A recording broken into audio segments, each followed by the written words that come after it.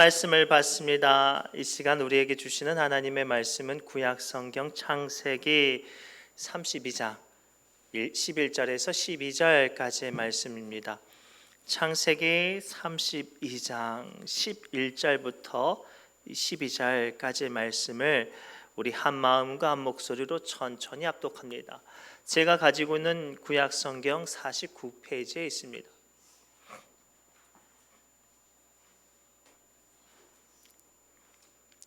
창세기 32장 11절부터 12절까지 말씀을 우리 한 마음과 한 목소리로 천천히 합독합니다. 시작.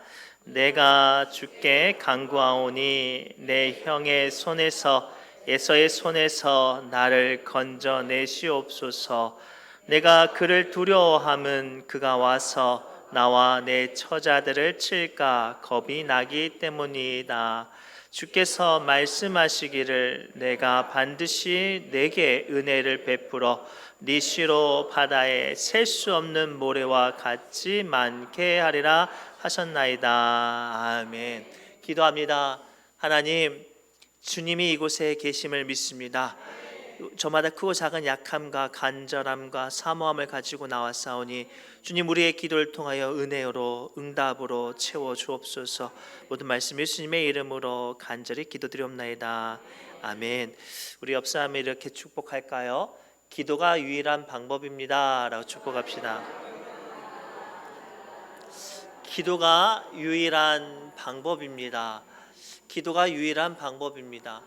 우리는 세상에 살아갈 때 저마다의 노하우 또는 경륜, 경험, 방법을 가지고 있습니다. 그러면 모든 사람들이 인생을 잘 살고 형통하고 성공해야 되죠. 그런데 그렇게 되지 않아요. 왜냐하면 그것들이 올바른 방법이 아니기 때문이죠. 오늘 말씀을 통해 주님은 우리에게 기도가 유일한 방법입니다 라는 말씀을 하고 싶어 하세요. 아무리 많은 수단과 방법이 있어도, 아무리 편법과 유능한 어떤 지혜가 있어도 해결할 수 없는 큰 문제를 만날 수 있음을 우리는 기억해야 해요. 오늘 본문 앞에 보면 인생의 거대한 벽 앞에 서서 밤새 지새우며 두려워하고 절망하는 한 사람을 우리는 만나고 있죠. 바로 야곱입니다. 야곱이 누굽니까? 평생을 자기의 꾀, 수단, 그리고 자기의 잔머리로 살아간 잔머리의 대가였습니다. 순진했던 형을 팥죽 한 그릇으로 속여서 장자의 명분을 삼고, 앞을 보지 못하는 아버지를 어머니랑 작당을 해서 축복을 가로챘습니다. 또 외삼촌 집에 가서 자기만의 어떤 특별한 방법으로 양떼를 불려서 거부가 되어서 마침내 가나안 땅으로 돌아왔어요. 모든 것들이 어려울 것 없는 것 같은 그 순간 야곱은 다시 한번 절망합니다. 자기 형 에서가 자기가 온다는 소식을 듣고 자기를 맞이하려고 장정 400명을 끌고 오는 거예요. 아무리 생각해도 그게 환영이냐고요. 400명이 말을 타고 무장을 해서 달려오는 게 그게 환영이냐고요. 죽이러 오겠다는 거죠.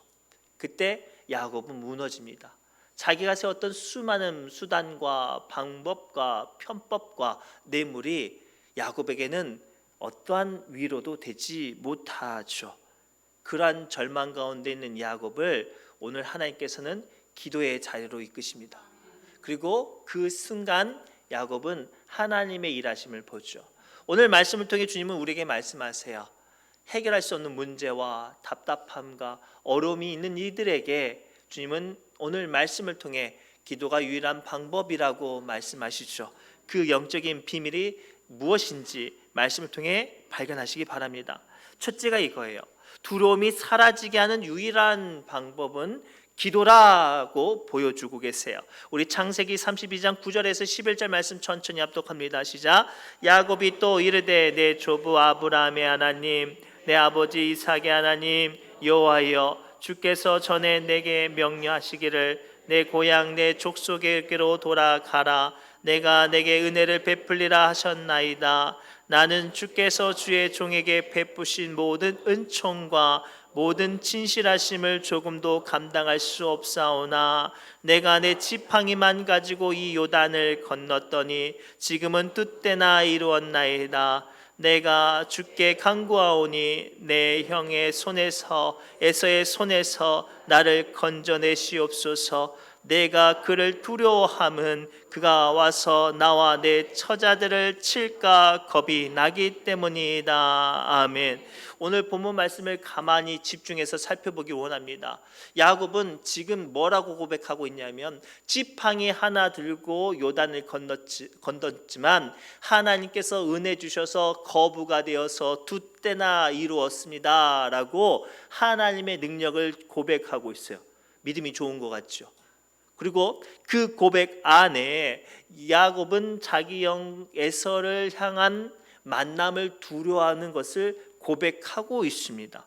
그리고 이 문제를 어떻게 해야 될지 지금 하나님께 지금 탄원하고 호소하는 장면이에요. 그런데요, 이 문장만 보면 야곱이 참 믿음이 좋은 것 같지만 실상은 야곱은 이미 자기 형 에서를 만날 준비를 했어요. 야복강 근처에 오기 전에 한때 두 때만 나눈 게 아니라 양이며 염소며 낙타며 소며 이런 것들을 따로 분류해서 자기가 나눈 두 때보다 더 앞서서 에서에게 보낸 거예요. 뇌물을 보냈죠. 이 정도 뇌물을 보냈으면 나를 용서해 주겠지. 그리고 그것도 못 믿어서 자기의 가족들을 두 때로 나눠서 앞에를 먼저 보내고 뒤따라 보냅니다. 자기 형 에서가 뇌물을 받고도 용서하지 않아서 첫 번째 때를 공격하면 두 번째 무리가 도망갈까 봐 야곱이 얼마나 비열한지 그 나눈 두 때에도 야곱은 따라가지 않고 있어요. 왜요? 야곱은 많은 수단과 편법과 방법을 만들었지만 자기의 두려움 때문에 자기가 감당해야 될 자리를 지금 나아가지 못하는 거죠. 사랑하는 성도 여러분, 우리는요 이제 성인으로서 자기의 삶을 책임져야 할 나이입니다. 어떤 분들은 가장으로 아버지로 자기의 집안을 책임집니다. 또는 어떤 분은 어머니로 자기의 집안의 어떤 기도의 일들을 감당하는 사람이 되었습니다. 또는 어떤 분들은 교회 안에서 중직자로 크고 작은 일들을 감당해야 합니다. 그런데 안타깝게도 우리는 그 일들을 감당할 때 내 마음의 감정에, 여건에, 상황에 너무나도 많이 변한다는 거죠. 믿음이 좋고 두려움이 없으면 담대히 하다가도 내 마음이 감정이 무너지거나 두려움이 찾아오면 그 일을 외면하거나 거절하거나 도망가 버립니다. 그럴 때 우리는 어떻게 해야죠? 기도해야 해요. 바로 야곱이 그 답을 보여주죠. 하나님께서는 그 야곱을 기도의 자리로 이끄십니다. 그리고 하나님께서 그 기도의 자리를 통해 야곱이 가지고 있는 두려움보다 크신 하나님을 보게 해요. 야곱을 두렵게 한 에서의 군대보다 더 강력한 하나님의 능력을 보죠. 야곱이 가지고 있는 절망보다 하나님께서 함께 하시는 위로를 바라보게 하시죠. 사랑하는 성도 여러분, 오늘 말씀을 통해 주님은 우리에게 분명히 보여주시고 말씀하세요. 우리가 인생을 살아가다가 만나는 수많은 아픔과 어려움과 두려움이 아무리 커도 아무리 버거워도 기도의 자리에 나가면 하나님께서는 그것보다 더 크신 능력과 은혜와 긍휼을 우리에게 보여주신다는 사실입니다. 고로 우리는 어떠한 절망과 공포와 두려움과 답답함과 염려가 여러분들의 믿음을, 여러분들의 삶을 흔들 때 기도의 자리로 나아가시기 바랍니다. 기도가 그것들을 이겨낼 유일한 방법이에요. 실제로 사도행전 12장에 보면 베드로가 감옥에 갇혔어요. 헤롯이 작정하고 베드로를 죽이려고 사형 선고를 선포했습니다. 당시의 초대교회 성도들은 너무나도 무기력하고 힘이 없었어요. 그래서 그들은 어떻게 했을까요? 한 자리에 모여서 기도밖에 없었어요. 그리고 베드로는 그 로마의 군대의 사면에 포위가 돼서 해가 뜨면 죽을 날만 바라보고 있었죠. 그런데 앞서서 말씀드렸듯이 초대교회 성도들이 뭐를 시작했어요? 기도를 시작했어요. 놀랍게 그날 밤에 하나님께서 천사를 보내셔서 수많은 로마 군인과 강력한 사슬에 얽매인 베드로를 순탄하게 자유케 되어주고 풀려나게 하고 살아나게 하셨어요. 그래서 베드로전서 4장 6절에서 7절 말씀을 통해 주님은 다음과 같이 우리에게 말씀하세요. 함께 읽겠습니다. 아무것도 염려하지 말고 다만 모든 일에 기도와 간구로 너희 구할 것을 감사함으로 하나님께 아뢰라. 그리하면 모든 지각에 뛰어난 하나님의 평강이 그리스도 예수 안에서 너희 마음과 생각을 지키시리라. 아멘. 사랑하는 성도 여러분, 지금 여러분의 마음속에 어떤 두려움이 있습니까? 어떤 걱정이 있고 어떤 염려가 있습니까? 아무리 큰 염려도 아무리 큰 두려움도 기도의 자리에 나갈 때 그 모든 것들을 주님께서 사라지게 하시고 이기게 하시고 담대하게 하실 줄 믿습니다. 고로 오늘 말씀 붙잡고 기도의 자리에 나가시기 바랍니다. 기도가 두려움을 이기는 유일한 방법입니다.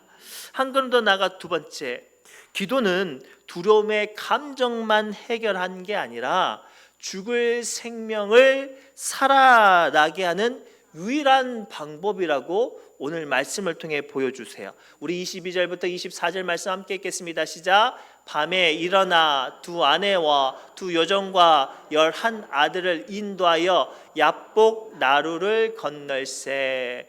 그들을 인도하여 시내를 건너가게 하며 그들의 소유도 건너가게 하고 야곱은 홀로 남았더니 어떤 사람이 날이 새도록 야곱과 씨름하다가. 아멘.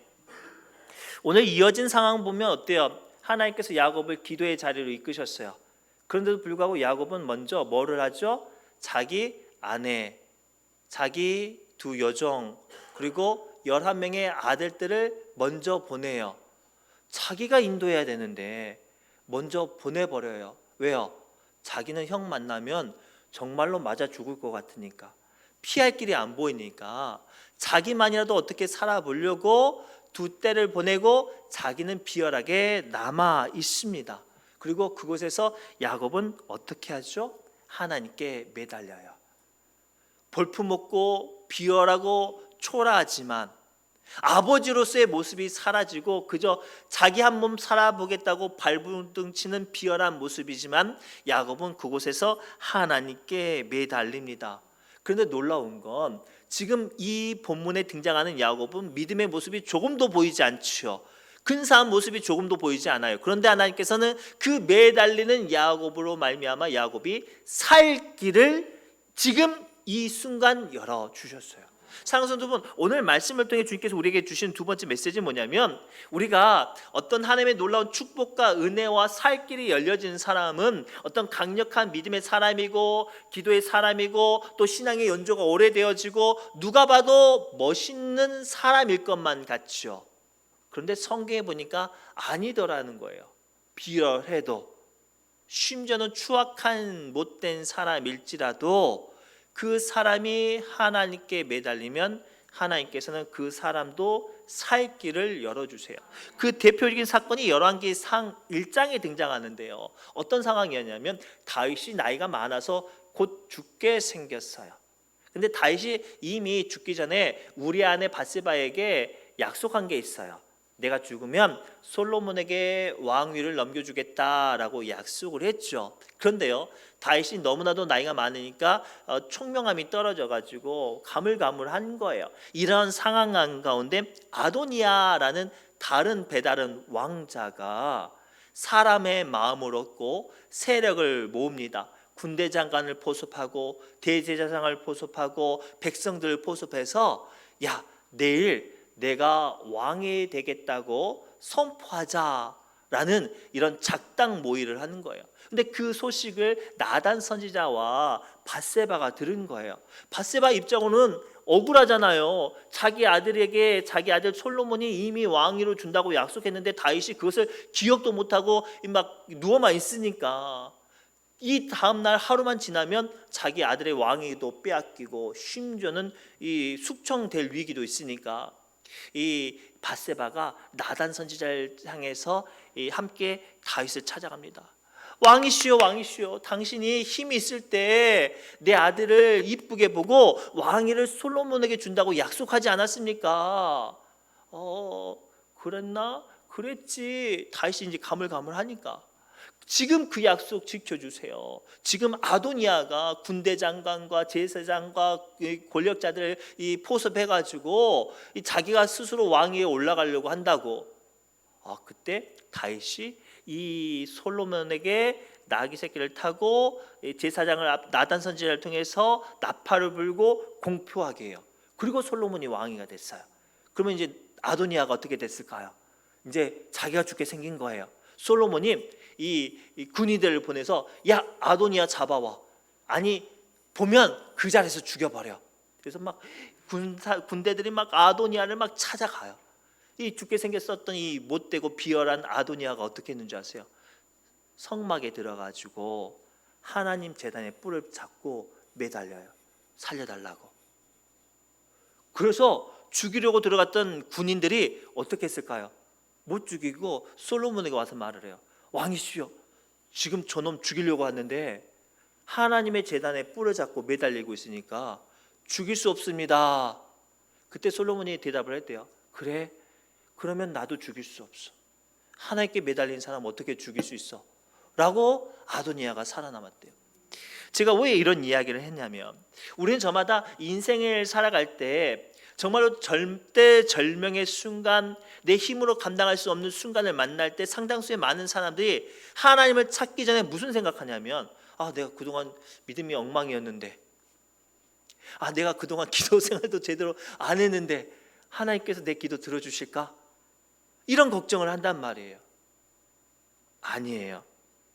하나님은 어떠한 형편과 어떠한 상황 가운데 있을지라도 주님 앞에 나오는 사람에게 만나주시고 역사하시고 응답하세요. 중요한 건 기도예요. 매달리지 않고 하나님을 찾지 않고 의지하지 않고 살 길을 여는다는 것은 정말로 거짓말인 거예요. 하나님께 구하지 않고 문제가 해결되기 원한다는 건 그것은 하나님을 의지하는 것이 아닐 뿐만 아니라 하나님이 아닌 자기가 일하는 거예요. 이와 비슷한 사건이 마태복음 17장에 등장하는데 어떤 사건이냐면, 예수님께서 변화산에서 하나님의 성령의 일들을 감당하고 오실 때 한 귀신 들린 간질하는 아이를 데리고 아버지가 찾아와요. 예수님을 만나려고. 근데 예수님이 안 계셨잖아요.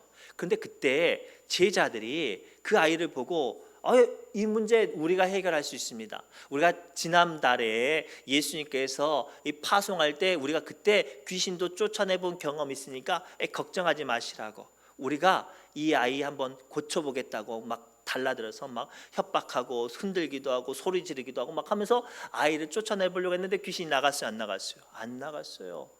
아이의 아버지는 실망하고 주변에 예수님을 공격하려는 사람들은 더 기회를 삼아서 제자들을 모욕하고 공격할 때 예수님께서 산에 내려와서 그 시끄러운 상황을 보시고 한마디로 그 상황을 정리하시죠. 귀신을 즉시 쫓아내셔요. 그날 밤에 제자들이 예수님께 찾아와서 묻죠. 예수님, 우리가 지난번에 예수님께서 전도 파송할 때는 다 했었는데 왜 지금은 안 됐죠? 왜 우리는 이 죽어가는 아이, 이 병에 걸린 아이 못 살렸죠? 그때 예수님께서 한마디 하셨어요. 기도 외에는 이런 유가 나갈 수 없다고. 어쩌면 우리가 교회는 오래 다녔지만 내 안에 믿음의 영적인 생명이 죽어가고 내 어떤 기도의 힘이 사라져가는 건 내가 정말로 기도의 사람으로 서지 않았기 때문일 수도 있어요.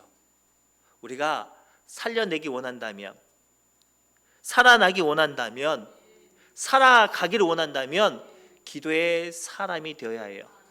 나를 하나님의 사람으로 살게 하는 유일한 방법은 기도예요. 고로 기도하는 사람 되셨으면 좋겠어요. 기도하지 않으면 목사, 장로, 권사여도 영적인 권세가 없어요. 기도하지 않으면 여러분들이 세상 가운데 하나님의 사람으로 힘있게 살아갈 수 없어요. 기도하지 않으면 사단의 아주 작은 공격에 우리는 넘어질 수밖에 없죠. 그래서 우리는 나를 살게 하기 위해, 나를 살게 하는 유일한 방법, 기도를 붙잡고 살아가게 하는 줄 믿습니다. 마지막으로요, 절망이 축복이 되게 하는 유일한 방법도 기도라고 오늘 우리에게 보여주고 계시죠. 우리 창세기 32장 27절 29절 말씀 함께 읽겠습니다. 시작.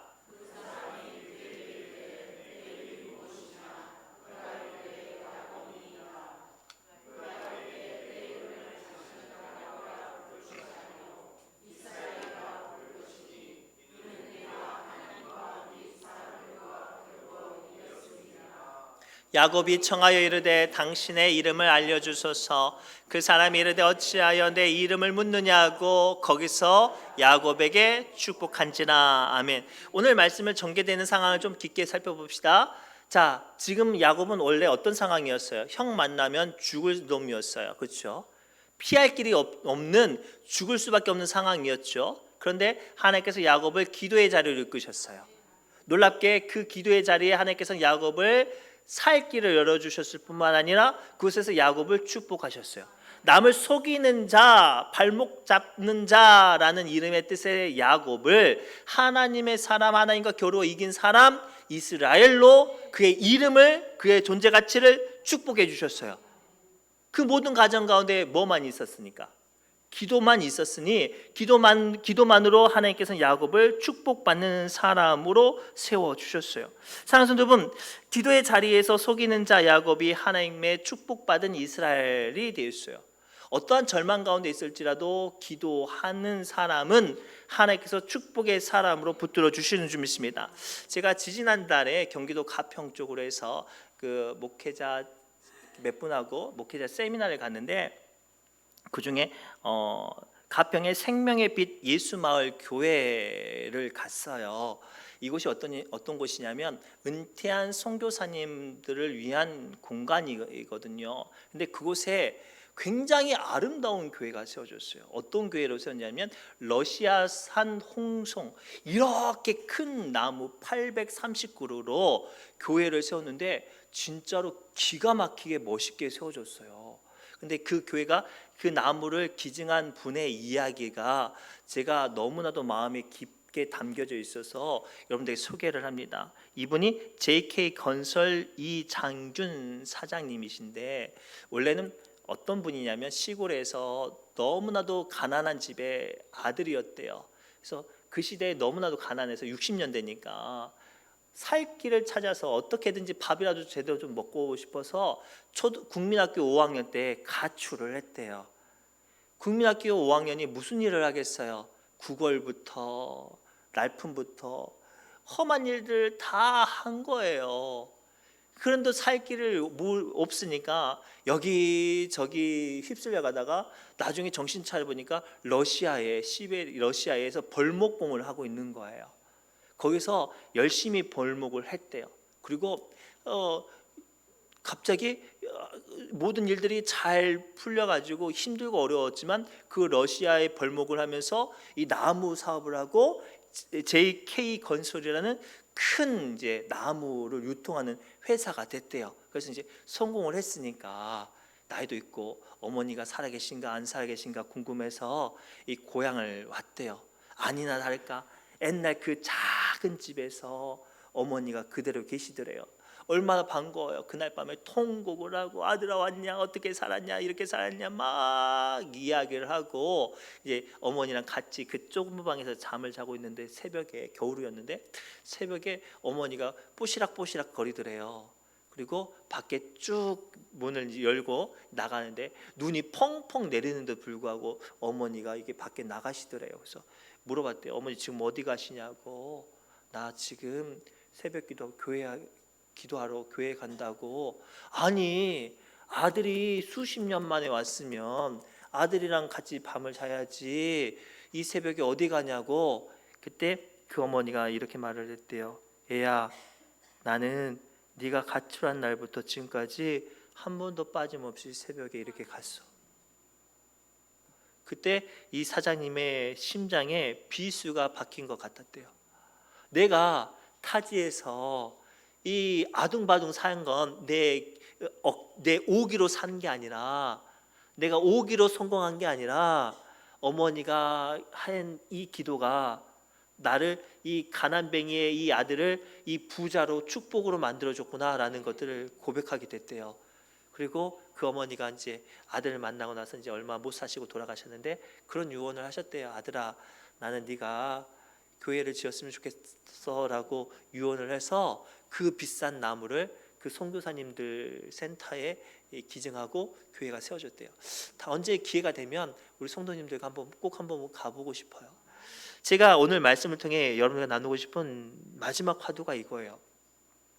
왜 하나님께서는 우리를 인생의 힘들고 어려운 순간에 기도의 자리로 이끄셨을까? 남들은 편안하고 자기 마음대로 사는데 왜 우리는 기도해야만 사는 사람으로 만들어 주셨을까? 왜 그런 성편으로 몰아가실까?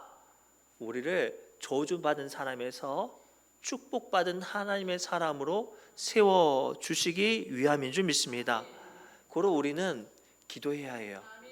저주받은 사람을 축복의 사람으로 만드는 유일한 방법은 기도예요. 여러분들 인생이 힘들고 여러분들 자녀에게 물려줄 것이 없어서 가슴만 친다면 기도하셔야 해요. 내가 해결할 수는 없는 문제가 여러분들의 마음과 인생을 저주처럼 다가왔다면 그것 또한 해결할 수 있는 유일한 방법은 기도예요. 기도하셔야 해요. 기도하실 때 하나님께서 우리 안에 흘러가는 저주의 사슬을 끊고 우리를 축복으로 은혜로 만들어 주실 줄 믿습니다. 말씀을 맺겠습니다. 기도할 때 두려움이 물러갑니다. 기도할 때 살 길이 열립니다. 기도할 때 축복이 우리에게 임하니 기도가 우리의 유일한 방법 되시기를 주님으로 축복합니다. 기도합니다. 하나님 감사합니다. 오늘 주신 말씀을 붙잡고 우리 사랑하는 신중과 함께 모든 성도들이 기도를 붙잡게 해 주옵소서. 여전히 우리 안에 사람의 생각과 수많은 가치관이 가득하여서 여기저기 야곱처럼 두더지 굴 파는 것처럼 토끼 굴 파는 것처럼 수많은 방법들을 가지고 살아왔지만 여전히 인생이 힘들고 고난이 겹치네요. 주님, 오늘 주신 말씀을 붙잡고 기도가 우리의 유일한 방법 되게 하여 주옵소서. 모든 말씀 예수님의 이름으로 간절히 기도드리옵나이다. 아멘. 우리 새 노래 찬양